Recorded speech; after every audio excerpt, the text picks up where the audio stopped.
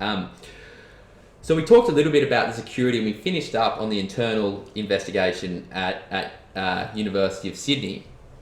But one of the other implications following that was a government review, a government investigation. And so the Minister for Education, Dan Tehan, decided to launch an independent review into freedom of speech on Australian campuses, which was led by the former Chief Justice Robert French.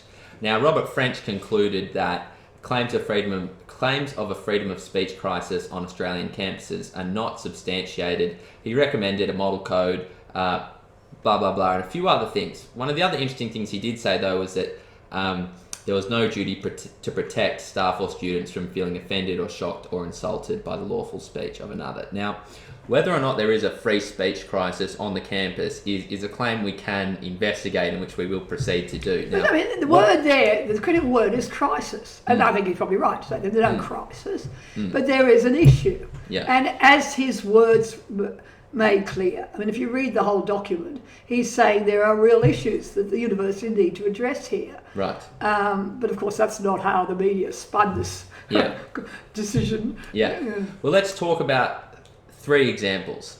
Now, the first one will be Cassie J, who's the filmmaker who made The Red Pill, which came to Australia, caused a lot of controversy, and who you had a big role in touring around Australia and facilitating that.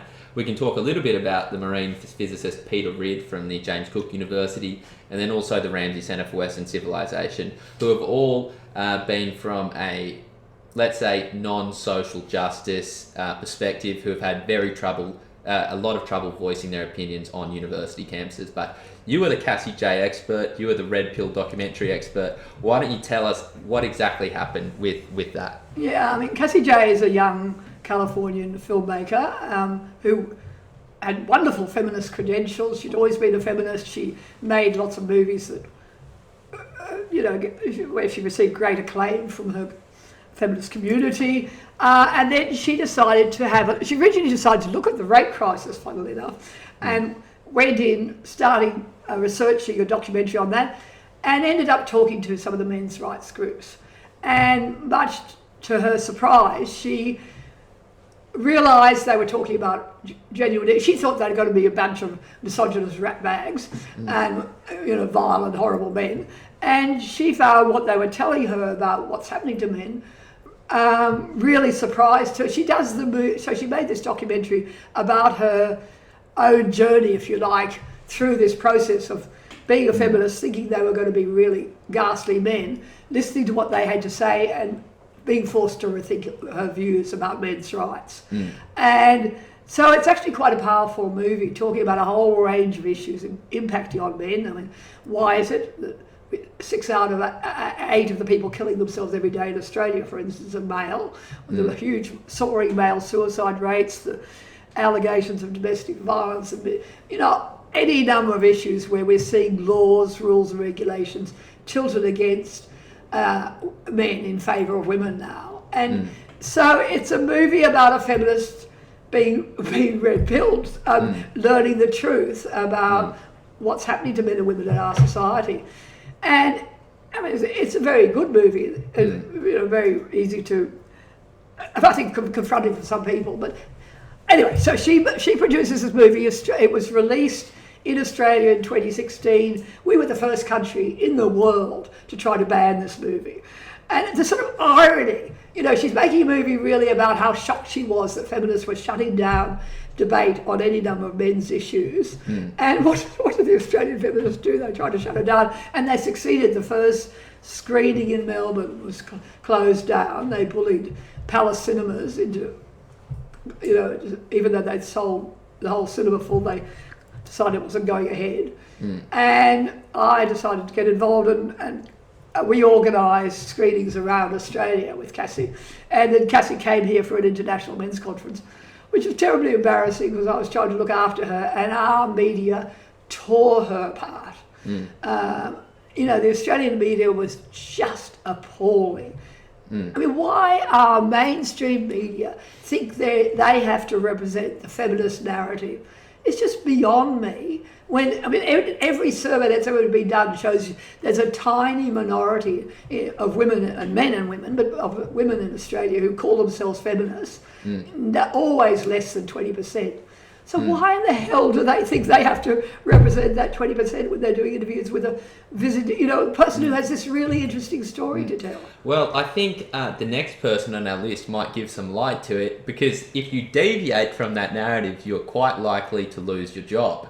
As far as I can tell. Now, marine physicist Peter Ridd was sacked by James Cook University in 2018 for allegedly breaching the university's code of conduct.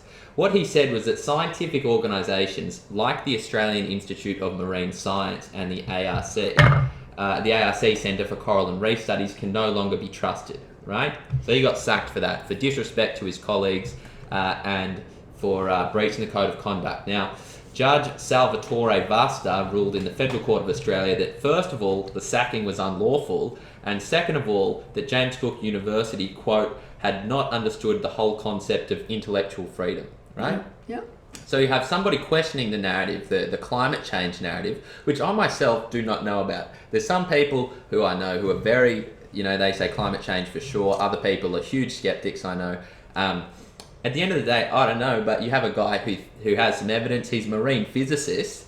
He's teaching at a university, and him disagreeing with the mainstream narrative is not allowed. That's right. That might shed some light on why people aren't, are very scared to go against the grain. Yeah, and I get letters from academics around Australia in a whole range of disciplines who say they don't dare voice controversial opinions anymore. I mean, there's a whole range of areas where discussion has been shut down. And it's just appalling. I mean, my father was an eminent academic, and he would be so horrified at what's happening to our universities. Right, right.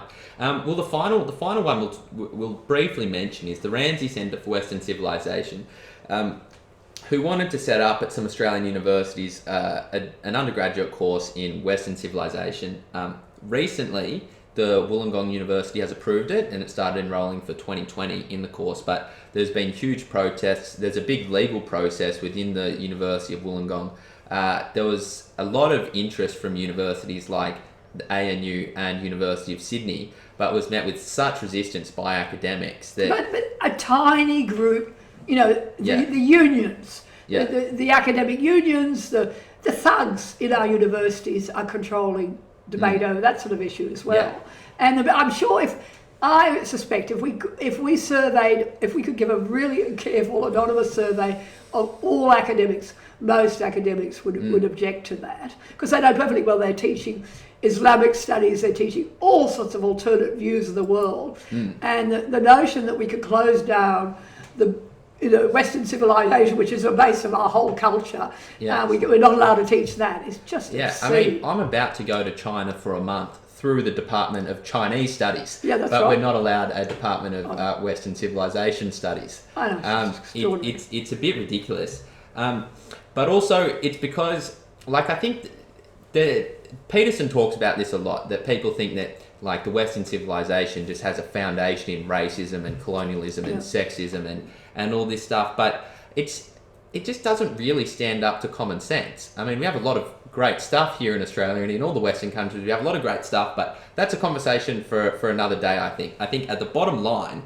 we must understand that there's a group of people in universities who do not even want to listen to other opinions. They weren't there to say Western civilization is the best thing of all time and shut down every other, discipline, right? If you go and do any arts course in a university, you'll get a whole lot of, claptrap. Ideological claptrap, I would say. Yeah, you get a lot of critical theory. You get a lot of postmodernism, post-structuralism. Yeah. You'll know the Frankfurt School quite well, and you'll know Foucault quite well, but you might not know the founding fathers very well. And you'll be able to criticise stuff really well, but you won't be able to appreciate what's being built. And I think an important thing is to recognise that it's of course not perfect, and there's always things to improve. But the way you improve things is actually through discussion. not through having one singular viewpoint. And it's an absolute disgrace that our universities, which is supposed to be about promoting intellectual discussion and free exchange of ideas, are being closed down by these lunatic, maddy, ideological... Yeah. I can't even begin to describe the anger I feel about what's happening here. Sure. Yeah. Well, so what we might think is that Robert French might have been right, that there might not be a crisis, but it sure as hell looks like there could be one if it goes unchecked. Well, I think there's a problem. There is a problem, and most people, many students would acknowledge that, many academics would acknowledge it, and it's a crying shame that the majority, the quiet Australians of students and academics are too nervous to speak out about what's going on here. Definitely. And I think there's a lot of people out there, including me, who feel like there's a lot of things we really haven't made up our mind about. But the way you make up your mind about something is by hearing both sides and then making a decision. And if you can't hear both sides, you can't make a good decision. Yeah. And we have to do, I think, whatever we can to try and protect the right for both sides to say, to have their 2 cents and say their input. Yeah. Well, I'm very happy to debate the other side, but it's like taking on an anti-vaxxer. I mean, there's the truth and there's the ideologues. Right. But if the ideologues want to debate me, I'm happy to have a go. Okay.